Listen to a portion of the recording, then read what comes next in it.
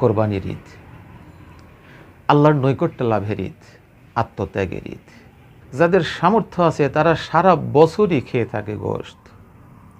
এমনও গরিব আছে বছর ঘুরে কোরবানিতে একটু গোশত খাওয়ার সুযোগ হয়, অথবা ধনীরা যদি দান সাদকা করে অথবা দাওয়াত দেয় তাহলে খাওয়ার সুযোগ হয়। সুতরাং আল্লাহ রাব্বুল আলামিন মানুষের মনের খবর জানেন বিধায় যাদের সামর্থ্য আছে কোরবানি দিচ্ছেন, তাদের সুন্দর ওয়াজ করে শোনাচ্ছেন, ফাকুলু মিনহা, তোমরা এ থেকে অর্থাৎ কোরবানির গোশত থেকে তোমরা নিজেরা খাও। ওয়া আতইমুল বাঈসাল ফাকির, আর যারা দুস্থ অভাবগ্রস্ত যারা আছে তাদেরকেও খাওয়াও। কিন্তু শহর অঞ্চলে দেখা যায় যে সাইল সারাদিন সওয়াল করতে করতে এ পরিমাণ তারা সংগ্রহ করে, সন্ধ্যার পরে রোডের অলিতে গলিতে বিক্রি করতে দেখা যায়। কোরবানির গোশত তো ক্রয় বিক্রয়ের জন্য নয়। সুতরাং যতটুকু চাহিদা ততটুকুই নেওয়া দরকার। কারণ রাসূলুল্লাহ সাল্লাল্লাহু আলাইহি সাল্লাম বলেছেন, আল ইয়াদুল উলিয়া খায়রুম মিন ইয়াদুস সুফলা, নিচের হাতের চেয়ে উপরের হাত উত্তম। কত সুন্দর ভাষায় বললেন নবীজি। অর্থাৎ নিচের হাত যে তারা শুধু মানুষের কাছে সওয়াল করে, চায়, আর উপরের হাতটা হচ্ছে যারা মানুষকে দান সদকা করে। ইসলামের দৃষ্টিতে দুটি কাজ সর্বনিকৃষ্ট জায়েজ, তা হচ্ছে সওয়াল করা এবং বউ তালাক দেওয়া। এমনও মানুষ আছে সারাদিন না থাকবে, সওয়াল করবে না। আল্লাহ রাব্বুল আলামিন তাদেরও তো মনের খবর জানেন।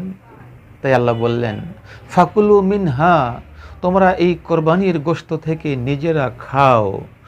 ওয়া আতইমুল কানিআ, এবং তাদেরকে খাওয়াও যারা ধৈর্যশীল, চাইতে পারে না, লজ্জাবোধ করে, তাদেরকে খুঁজে খুঁজে দাও। ওয়াল মুতাররা, এবং যারা চায় তাদেরকে দাও। প্রথমেই বলা হয়েছে তোমরা খাও, এবং যারা চাইতে লজ্জাবোধ করে তাদেরকে খাওয়াও। এরপরে 3 নম্বরে বলা হয়েছে যারা সাইল করে তাদেরকেও তোমরা খাওয়াও। রাসূলুল্লাহ সাল্লাল্লাহু আলাইহি সাল্লাম এই কোরআনের আয়াতের মতোই সুন্দর বাণী দিয়েছেন, গারিবুন শারিফুন, ভদ্র গরিব। এমন ভদ্র গরিব আছে না খেয়ে থাকবে, মানুষের কাছে হাত পেতে লজ্জাবোধ করে, তোমরা তাদেরকে খুঁজে খুঁজে তাদের বাড়িতে দিয়ে আসো। আবার এমনভাবে তো দিতে বলা হয়নি যে তুমি তোমার স্ত্রী পুত্র পরিবারে নিয়ে একটু ভালো করে খেতে পারবে না। রাসূলুল্লাহ সাল্লাল্লাহু আলাইহি সাল্লাম বললেন, ফাকুলু, তোমরা খাও, ওয়াদ্দাখিরু, এবং তোমরা জমা করে রাখো, ওয়াতাসাদ্দাকু, এবং তোমরা দান সাদকা করো। স্পষ্ট কথা, তোমরা নিজেরা খাও, জমা করে রাখো এবং দান সাদকা করো। তবে দেয়া যদি একান্তই সম্ভব না হয়, সাইল যদি আসে, কি ব্যবহার করবেন আল্লাহ রাব্বুল আলামিন সে সমাধানও দিয়েছেন। ফাআম্মাল ইয়াতীমা ফালা তাকহার, এতিমের প্রতি কঠোর হইও না। ওয়া আম্মাস সাইলা ফালা তানহার, আর যারা সাইল তাদেরকে ধমক দিয়ে তাড়িয়ে দিও না। যদি দেয়া সম্ভব না হয় সুন্দর দুটি কথা বলো, তোমার সেই সুন্দর কথাটাও এটাও দান সদকা হয়ে যাবে। রাসূলুল্লাহ সাল্লাল্লাহু আলাইহি সাল্লামের হাদিস কবিতার ভাষায় কত সুন্দর করে লিখেছেন। হাসরের দিন বলিবেন খোদা, হে আদম সন্তান, আমি চেয়েছিনু ক্ষুধায় অন্ন, তুমি করনি দান। মানুষ বলিবে তুমি জগতের প্রভু, আমরা কেমনে খাওয়াবো তোমারে, সে কাজ কি হয় কভু। বলিবেন খোদা, ক্ষুধিত বান্দা গিয়েছিল তব দ্বারে, মোর কাছে তুমি পেতে তাহা, যদি খাওয়াইতে তারে। সুতরাং সাইল যারা আসে যতক্ষণ সম্ভব তাদেরকে ফেরত দেওয়া উচিত নয়। জাহান্নামে যাওয়ার 4টি কারণের মধ্যে 2 নম্বর কারণটা হচ্ছে এতিম মিসকিনকে খাবার না দেয়া।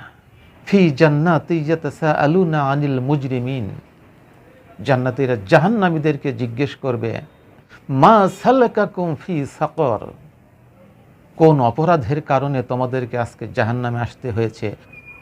জাহান্নামীরা বলবে, ক্বালু লাম নাকু মিনাল মুসাল্লিন, 1 নম্বর কারণ ছিল আমরা নামাজি ছিলাম না। 2 নম্বর কারণ হচ্ছে ওয়ালাম নাকু নুতইমুল মিসকিন, আমরা মিসকিনদেরকে খাবার খাওয়াইতাম না।